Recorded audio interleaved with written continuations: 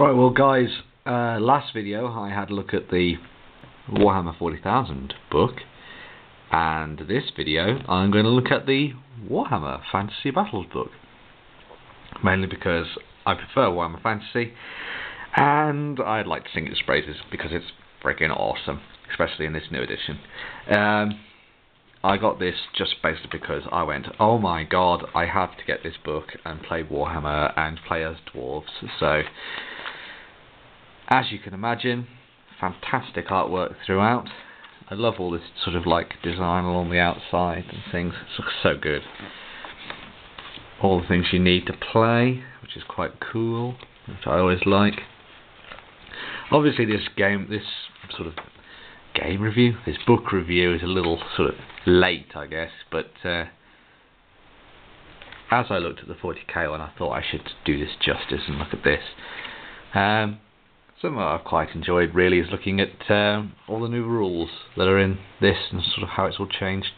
Like, the new way of removing casualties is quite good, sort of taking them from the side, so you sort of take this guy, then this guy, this guy, then this guy, and you have a guy in the middle, which I thought was always quite cool. It means attacking the flank is a little bit more dangerous nowadays. Obviously you've got things like the basic rules and the advanced rules, but I imagine most people have picked up both and sort of taken that leap further into the rules, mainly because it makes the game just so much better. One of the things that sort of surprised me when I was looking through this book is that it's actually taken on a more relaxed and sort of fun vibe. In the past, when I've looked through Warhammer rulebooks, I've always been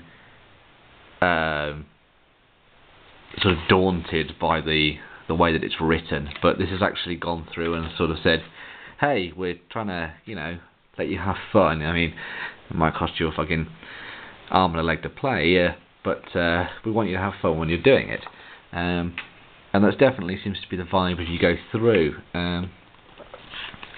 Everything's sort of taken a bit more of a casual tone, and it means that things like moving a unit, you know, there's certainly a bit of leeway, and as long as your opponent's not going to be a dick about it, you can move around and sort of say, well, that's alright, don't worry, yeah, you've got that much movement to get us there, just sort of take it as read. Which I thought was quite cool. Magic is obviously one of the big things, and I am a master at dispelling magic. Woo, dwarves! But wizarding magic all became very much more random, which I really liked. The dispeller actually had a chance to dispel some of the spells nowadays. Irresistible Force became the miscast rather than a double one, which I thought was always awesome. I mean, this table for dispels, for the miscast, sorry, was so good. I've seen so many orc shamans explode. It's always fun. You've still got, I mean, there's still a way that magicians can be utterly overpowered, but it takes a lot of luck for that to happen now, which I think is quite good, because, I mean, the winds of magic, when you think about it, aren't exactly going to be flowing your way all the time, are they?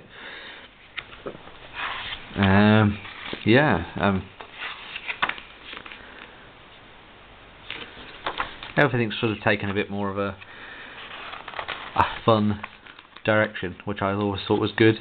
Obviously you've got things like the Horde rule now, where every unit is 10. Then it allows basically more warriors to fight from the third rank, not just the second one.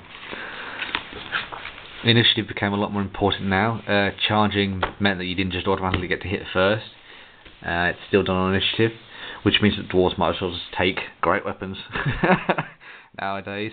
Although it's not entirely true, because I've had a few times where I've been striking Simo or simultaneously, and having that hand weapon and shield and that 6+ parry save has been something that's really helped. And that's, I mean, actually to mention, parry saves is always quite cool, where you get a 6+ ward save if you attack from the front with a shield, which is saved the life of so many dwarves that would have otherwise been squashed by something huge and ogre-like. I fight a lot of ogres. Although I will have elves to fight soon, which is always quite good. Some gorgeous sort of miniature scapes as well. I mean, this is why I enjoy Warhammer. Just look at all that, all those models. Give me that. Well, not necessarily that, because it's all elves. Blur, pointy-eared princelings. But give me massed ranks of armies charging towards each other any day over a couple of squads of elite soldiers in a sci-fi universe. Even though I do play Tau. But yeah.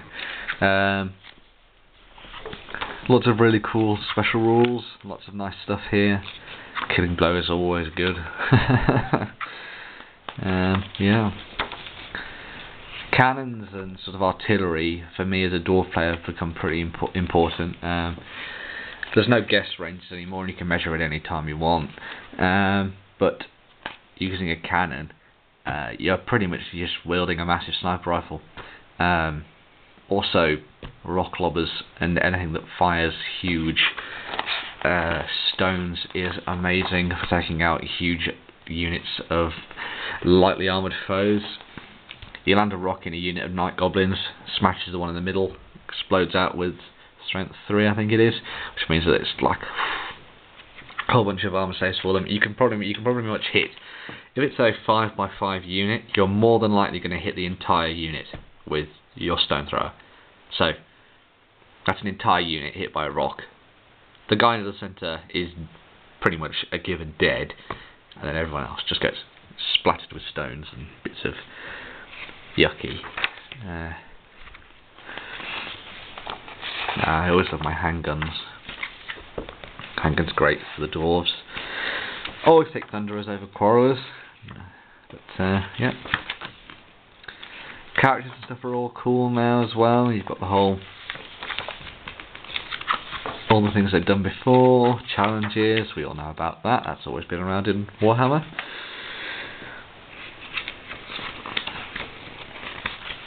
War machines, good old war machines.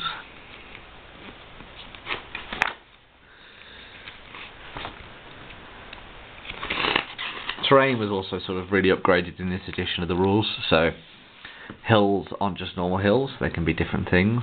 Forests can be different things. Rivers, marshlands,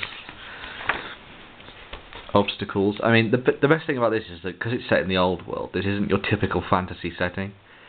The old world is a place where it rains teeth and blood seeps from the ground, and sheep mutate into lizard rats and eat farmsteads, entire farmsteads whole. So just having a hill is a bit like, oh, it's just a hill. I thought we were playing in the old world. Well, you didn't know it's actually an altar to an arcane god that's going to smite you down as soon as you enter it. So that was quite cool. Of course, there's a place, the time and a place for sort of having, you know, everything be magical and then something's being magical, because obviously you don't want to spoil yourself with that. But yeah, lots of cool changes in the selection of armies now. It's all done on a percentile chart, which is quite good. It means you've got a lot more flexibility in what you can choose. Things like special characters are also an interesting option now. I mean, whereas before you'd be like, I don't want to use up all my points on this. You can look at the Lord and Hero slots and still have plenty of room for heroes, regardless of how much you spend on the Lord. The allies chart's pretty cool now, so you can see who can ally with who, which is quite cool. And then you've got some nice, you've got 6 battles you can play. Let's see if you can get a bit closer on that. So you've got pitch battle, you've got the pitch battles, which are Dawn, Battle Line, Dawn Attack, Battle for the Past, Blood and Glory, Meeting Engagement, and the Watchtower. Watchtower, never play this against someone who has Savage Orcs. They will put their Savage Orcs in the building and you will never be able to take it, because they'll be fighting against about 30 attacks every time you come out of the door. Wonderful. But yes, some great sort of scenarios there, and then we're on to the best bit, which is the fluff. I love fluff. It makes me happy. The fluff, as you'd expect, is awesome, and the Warhammer world is so much more exciting and interesting than the 40k one, in my opinion at least. I imagine most of you will have different opinions. Seems that a lot more people like the 40k fluff compared to the Warhammer one. It's a shame that we don't see sort of a series of books dedicated to... I suppose the Sigmarite books sort of did look at the time before the Empire was forged, in the same way that the Horus Heresy does. But yeah, you've got some great artwork and stuff here. This shows the battle between Bolt and Archaon. I assume that's Archaon, or is that just going to be a Chaos Warrior? Because there should be a Grimgor Ironhide running up behind him to smack him on the back of the head somewhere. So yes, you've got to look at the Empire,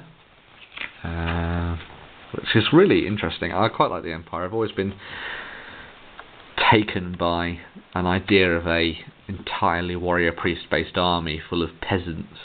Bretonnians have actually got a really good fluff nowadays. Like, they might not look like it, and they might just look like Ponzi knights, but I mean, if you look at this picture here, how awesome does he look? I mean, that's not a normal knight. That's a really cool looking baron. It'll be interesting to see what they do with the new rulebook actually for the Bretonnians. Dwarves, the coolest of them all. Obviously, you got your elves and your dark elves, warriors of chaos, the ruinous powers of demons, beastmen, who I dabbled in the idea of taking beastmen, but I wasn't quite sure. Orcs and goblins, tomb kings, vampire counts, Skaven, lizardmen, the ogre kingdoms. It's all pretty cool. I mean, I like this page here because it sort of sets the scene for the battlefields ahead of you. So you've sort of got the talk about what's happening in the mines. You've got what's happening in the north. You've got what's happening between the heroes and the villains, and what the big names of the world are doing, which I think is so awesome, and I really want to see them push the Warhammer world forward and see what they can make of it. I mean, humanity's always stood on the brink of destruction in this game, and through things like Warhammer Online and Mark of Chaos, the games and stuff, they've really pushed this sort of eternal struggle of war between the two sides. Like, there's no peace ever, which I think is great. I mean, admittedly, it does sort of pull on the strings of in the grim darkness of the far future there is only war, but in the old world. And yeah, I mean, I'm totally excited to see what they do with this, and I want to see what kind of supplements we're going to see as well in the future. I mean, now we have Blood in the Badlands and the other one, but its name escapes me. Storm of Magic. Yeah, doesn't really affect us dwarves apart from the mighty rune lords, which are pretty awesome. But yeah. So yeah, I mean, obviously here's the painting section. Looking at all the battles you can play, narrative battles and such. I mean, it's not been well received by tournament players, but I thoroughly enjoy this game, and I can't think of a better fantasy game out there at the moment, to be honest. Even looking at things like Kings of War, it just can't get past how awesome this world is, and the fluff behind it and everything. I mean, as you can see, I've used this book a fair amount now. It's been sort of like a stalwart buddy of mine. So there you go, guys. That is a look at the Warhammer rulebook for fantasy battles. I seriously suggest you go and pick this up, because I think it is fantastic. But yeah, there you go, guys. Check it out, play it. Let me know in some comments below if you have played Warhammer before, and I'll see you next time.